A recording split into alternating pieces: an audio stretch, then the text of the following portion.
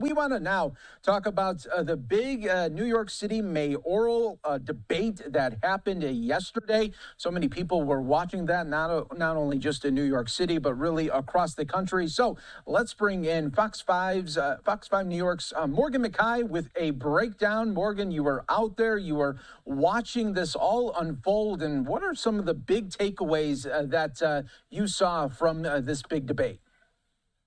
Hey, Mike. So if we want to just break it down by candidate, we've got Zohran Mamdani. He's in the lead right now. And pretty much he had to not mess up in this debate. And speaking to experts watching the debate last night, it seems like he was able to accomplish that.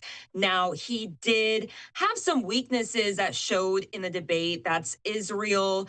That's public safety. Now, those are probably his two biggest weaknesses. And you definitely saw that in the debate last night. But you've seen that he's stayed on message throughout the primary, throughout his entire mayoral campaign. So I don't think it moved the needle in any sort of way. Now, Andrew Cuomo, he faced a lot of tough questions when it came to his record as governor. And that was pretty apparent last night in the debate. But if you're a Cuomo supporter, you also were pleased last night by his performance because he stuck to the message of his experience and he portrayed that he is a person who can lead the city during this time. But at the same time, that experience is a double-edged sword because, again, his record when it comes to his handling of the COVID pandemic, when it comes to the sexual harassment allegations against him, both of those things were really front and center in the debate last night, and he had a hard time recovering for those questions. Now, Curtis Sliwa, I feel like last night the world got really introduced to Curtis Sliwa last night. My X feed at least was filled with comments from people just talking about some of the things that I think here in New York City, we hear from him quite often, but people were hearing from him last night a lot more about some things like how he doesn't take a cab because he says that he was shot in a cab by the mob. Now, he also had a pretty strong night last night. I think if you're a Sliwa supporter, you were also very happy with his performance. He was right in the middle, and he tried to strike a more moderate tone between the two candidates. And I think he accomplished that. So we'll have to see. The next debate is on Wednesday.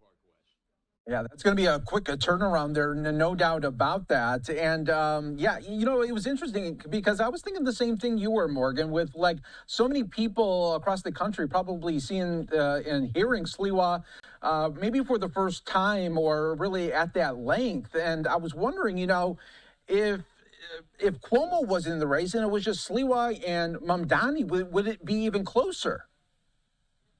That's a great question. I think that, from experts that I've been speaking to, some people hypothesize that Sliwa is going to do maybe a little bit better in the polls and Cuomo is going to do maybe a little bit worse, or excuse me, in the election, Sliwa is going to do a little bit better than the polls show, and that Cuomo is maybe going to do a little worse than the polls show, but we're going to have to see. And as you're showing here right now, the Fox News poll came out last night. This was before the debate, and it shows Mamdani with 52% support, breaking that majority, that 50% for the first time.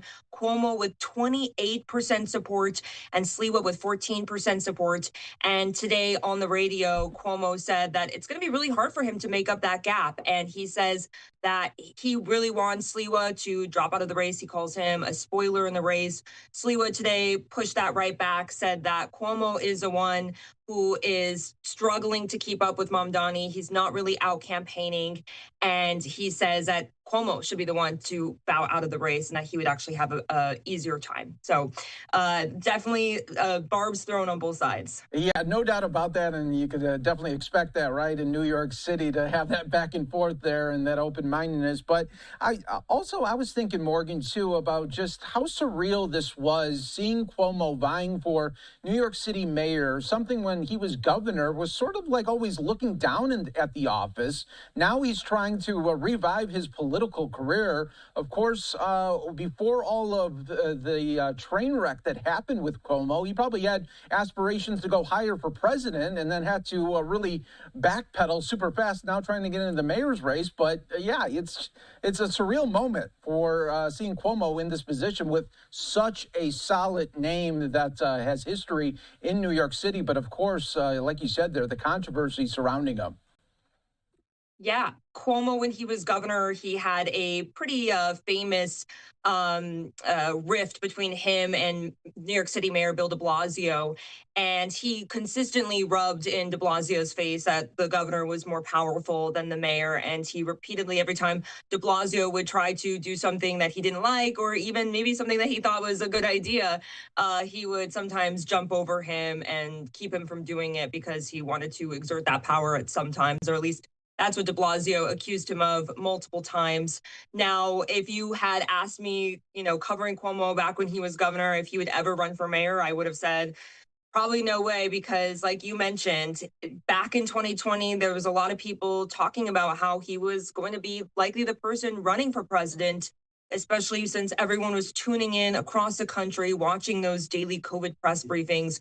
But then once he really during the summer of 2020, once all the COVID related nursing home deaths, him undercounting that number and some of those allegations starting to come out, that's when it all started to slip.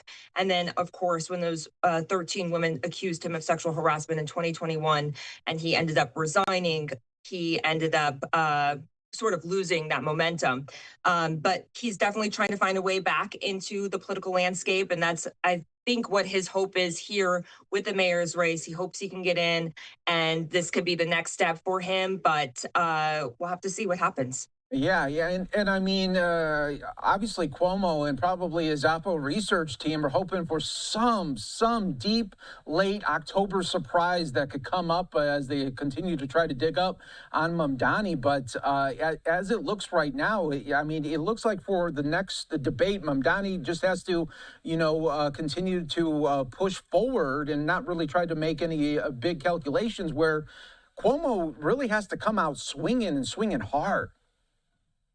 That's what someone else was saying, was that Cuomo, he seemed to have a lot of the same arguments that he had in the primary. Many people were watching last night waiting for him to come up with something new, a new line of attack against Mamdani, but he really focused on sort of the same things that he did during the primary that didn't work in the primary. He still lost by double digits against Mamdani in the Democratic primary. He focused on Israel, he focused on public safety, and while those are two very important subjects, they just don't seem to be making a dent in Mamdani's lead.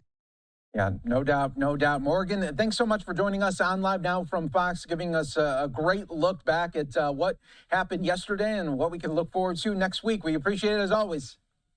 Thank you.